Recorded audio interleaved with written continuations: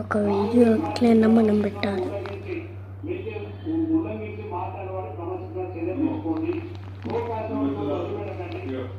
CM Revanth రెడ్డిపై తన కూతురు సుష్మిత చేసిన వ్యాఖ్యలపై స్పందించారు మంత్రి పొన్నాడు.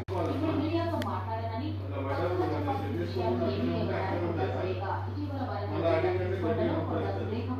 సందర్భంగా సుష్మిత వివాదాస్పద వ్యాఖ్యలు చేశారు.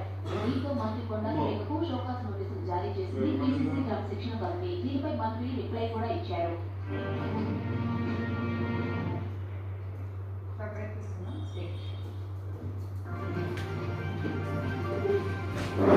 డాడీ వస్తాడు.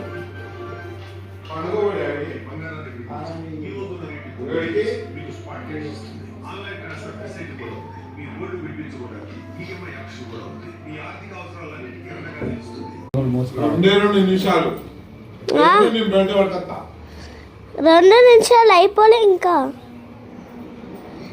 3 నిమిషాలు ఇస్తా ప్లీజ్.